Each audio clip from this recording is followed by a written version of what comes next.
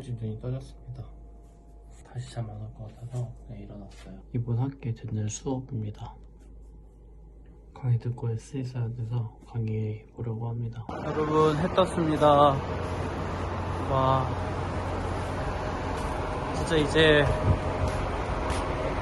해도 7시 돼야 뜨고 가을 됐어요. 가을.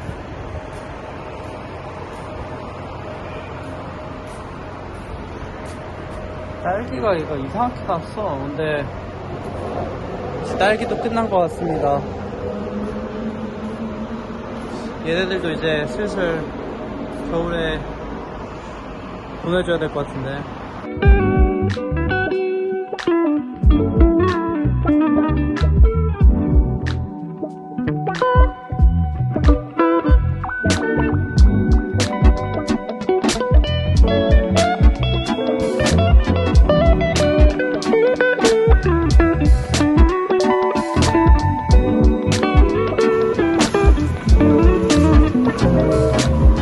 오늘 밴쿠버 사는 동생 생일이거든요. 그래서 케이크 사러 왔습니다. 오늘 저녁에 집에서 같이 밥 먹기로 했어요. 약간 홀푸드가 맛있고 가성비가 좋은 케이크입니다. 거의 여기서 케이크를 사는 편입니다. 그래서 혹시 여러분도 맛있는데 비싸지 않은 케이크를 찾는다 그러면 홀푸드를 추천합니다. 이 케이크 위에 올라가는 이름도 써주거든요. 초콜릿 판때기에다가 뭐 해피 버스데이 누구 이렇게 써달라고 하면은 공짜로 써주니까 그것도 꼭 이용하세요. 카드를 보러 왔습니다.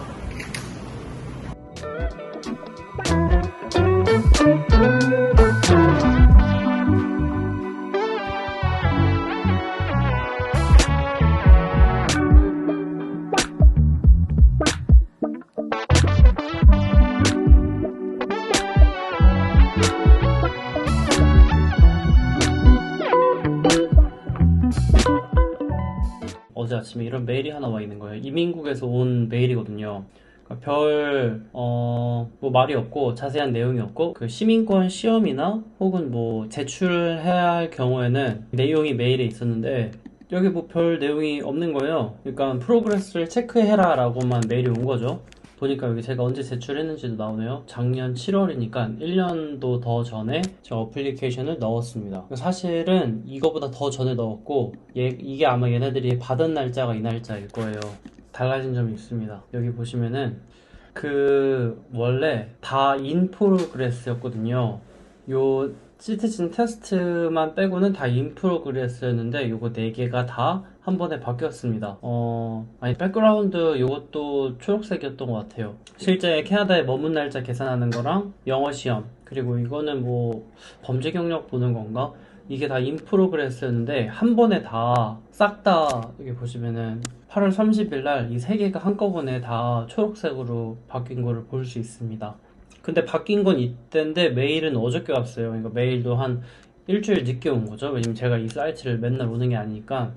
옛날 어떻게 됐는지 한번 볼까요? 제가 작년 7월 21일 날 어플리케이션이 들어갔다라고 하는데 사실 신청한 거는 7월 초죠. 7월 초에 넣어서 그리고 8, 9, 10 3달 동안 아무 말 없다가 연말에 시험을 보라고 메일이 왔어요. 근데 이때 이 2개가 동시에 메일이 왔어요. 시험 봐라, 그리고 핑거프린트 제출해라.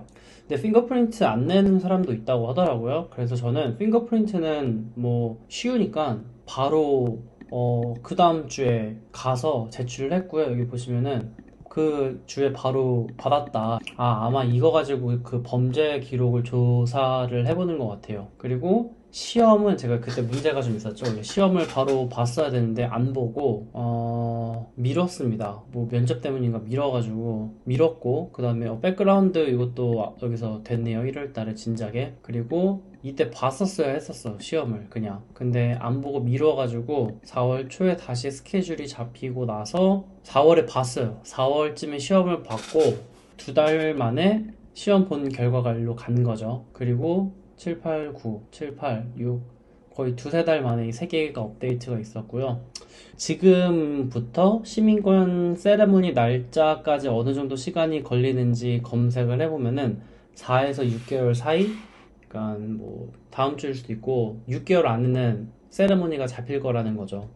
근데 제가 내년 2월 달에 여행이 잡혀 있어서 그때는 새 여권이 필요하거든요. 그리고 여권을 받는데도 2달 정도 걸리니까 12월 전에는 꼭 세레모니를 해야 되고, 뭐 더 늦춰진다고 하면은 사실은 그 시민권 여권 받는 것도 익스프레스 뭐 그런 걸로 받는 게 있다고 하더라고요. 그래서 이제 또 업데이트가 생겼습니다. 근데 제가 예전에 같이 알바했던 일본 친구가 있는데, 그 친구는 지금 일본인을 상대로 하는 이주공사에서 일을 해요. 일본이니까. 근데 그 친구가 얘기를 하길 시민권이 뭐 2달 만에 나온 사람도 있대요. 그러니까 좀 그런 게 다 랜덤인 거죠.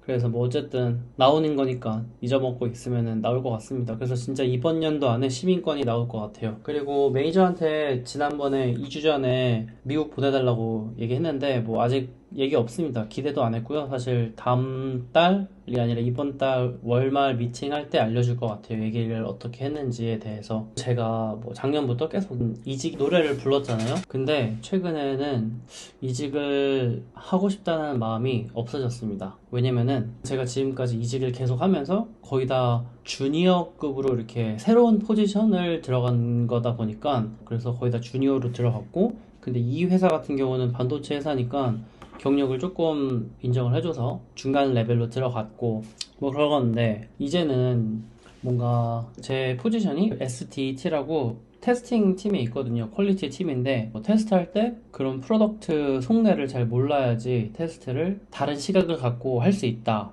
그래서 한국에서 보면은 한국에서는 QA를 외주를 많이 준다고 하더라고요. 그러니까 그런 내부 코드를 잘 모르고 테스트를 해야지, 진짜 이렇게 막 두둥기듯이 소프트웨어 프로그램을 부수듯이 테스트를 해야지 진짜 테스트가 잘 된다라고 생각을 해서 그렇게 하는 거고, 근데 저희 회사나 또 어떤 회사들은 QA팀을 그 개발팀이랑 같이 싹 붙여가지고 더 잘 테스트를 할 수 있게 하기도 하는데, 제가 일을 하면서 어쨌든 테스트를 더 잘 하려면은 결국에는 프로덕트를 잘 알아야지 더 테스트를 잘 할 수 있다고 생각이 들거든요, 저는. 근데 내가 그러려고 프로덕트 공부를 하고 코드를 공부할수록 점점 그냥 개발자가 하는 일이랑 겹친다는 생각이 드는 거예요. 그러니까 제 주변에는 뭐 QA나 뭐 퀄리티 팀 이런 일을 하는 분들이 잘 없어가지고 물어볼 때가 잘 없거든요. 그래서 최근에 카카오톡 단톡방을 들어갔어요. QA에 관련된 단톡방을 들어가서 그 업계 사람들이 어떤 고민을 하고 있고 이런 거를 알아보고 있습니다. 근데 지금까지 생각은 뭔가 내가 더 이렇게 테스트를 잘 하기 위해서 공부를 하고 뭐 언어 공부하고 이런 게 결국은 개발자가 되는 길이랑 겹치는 게 아닌가, 그런 생각이 듭니다. 그래서 일단 미국은 뭐 가면 가는 거고, 거기에 추가로 몇 년 뒤에 이 회사에서 전직을 하는 거는 지금 회사 내에서 전직하는 게 더 수월하잖아요. 왜냐면은 내가 개발자 경력이 없는데 다른 데를 개발자로 들어가려면 거의 주니어로 들어가야 되는데, 그럴 바에 여기서 인터널로 트랜스퍼를 하게 되면은 뭐그 잡타이틀에 또 일을 또 일이 아니라 일을 달아주지 않을까, 뭐 그런 생각을 했습니다. 아무튼 요즘에 회사 프로덕트 공부하는 게 재밌어서 예전에는 그냥 대충대충 이렇게 했다면 사실 대충대충 했습니다. 근데 이제는 진짜 도큐멘트도 봐가면서 꼼꼼히 일을 하고 있어요. 그리고 추가로 뭐 최근 회사에서 제가 열심히 했던 거는 오토메이션을 열심히 했거든요. 왜냐면 그게 더 코딩을 더 하기도 하고 또 이직에도 그거를 더 하는 게 유리하다고 생각을 했는데, 요즘엔 좀 바뀌었어요. 그거는 그냥 하는 거고, 오히려 회사 프로덕트나 이렇게 프로덕트에 대한 이해를 더 높여야 되지 않나, 그런 생각이 들었습니다. 아무튼 저는 이제 오늘 퇴근하고 동생 오면은 생일 파티하고 쉬겠습니다. 안녕.